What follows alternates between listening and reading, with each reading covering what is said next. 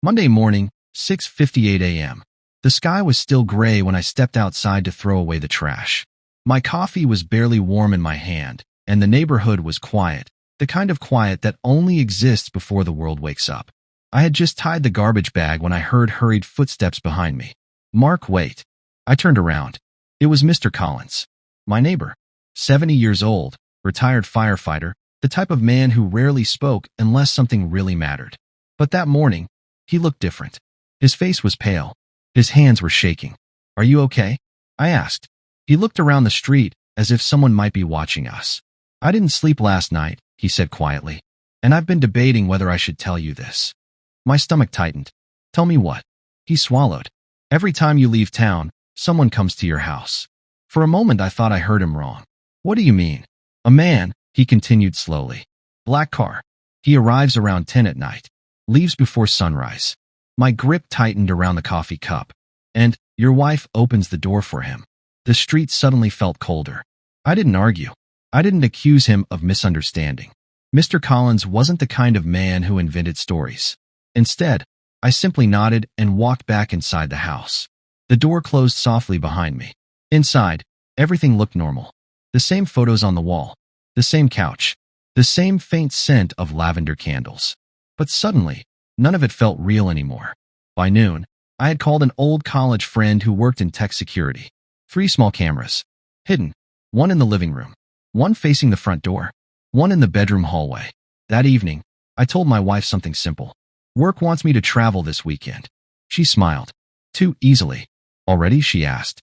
"Just 2 nights." She kissed my cheek. "Be safe." And that was the moment my plan truly began. Friday night, instead of traveling for work, I checked into a cheap roadside motel 2 towns away. The kind of place with flickering lights and stained carpets. But I didn't care.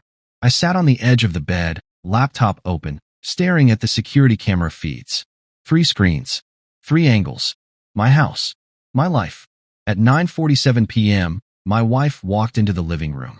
She was wearing a red dress I had never seen before. In her hand, a glass of wine.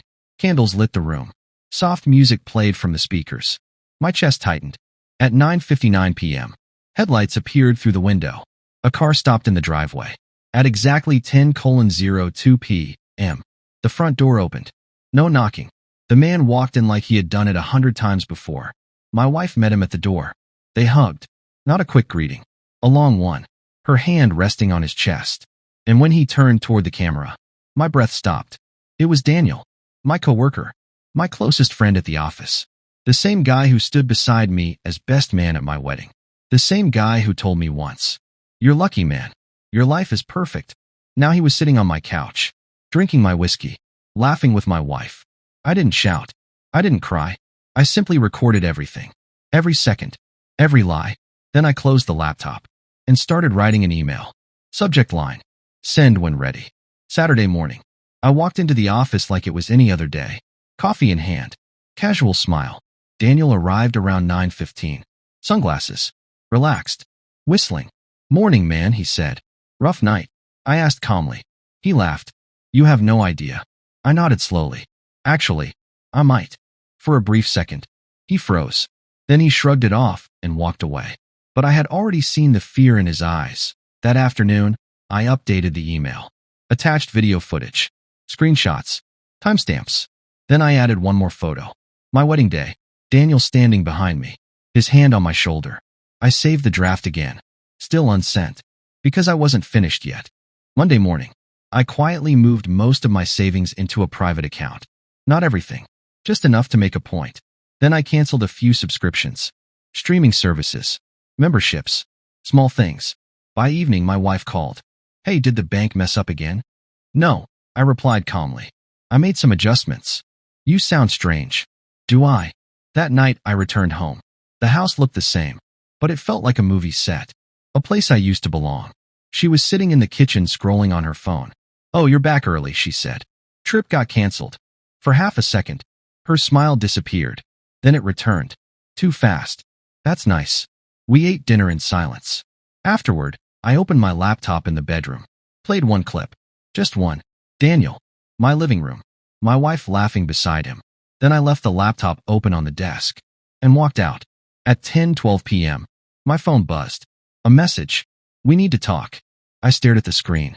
For the first time in days, I felt calm. Not angry. Not heartbroken. Just clear. I typed one reply. Tomorrow. The next morning, I sent the email. Not to her. Not to him. To HR. Subject. Possible workplace conduct violation. No threats. No explanation. Just evidence. By 4 p.m., Daniel was called into a meeting. By 5:30, he was leaving the building carrying a cardboard box. Job gone. Reputation gone. And he still had no idea it was me. That evening I returned home. She was waiting in the living room. Eyes red. I know you saw, she whispered.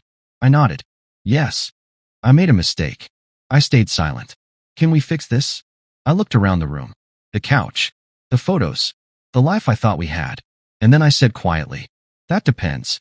Her eyes widened. On what? Whether you're ready to hear the truth. Because what she didn't know was that the cameras had recorded more than just Daniel. There were other nights, other visitors, other lies, and every single one of them was saved. Sometimes people think betrayal destroys you, but the truth is, it doesn't.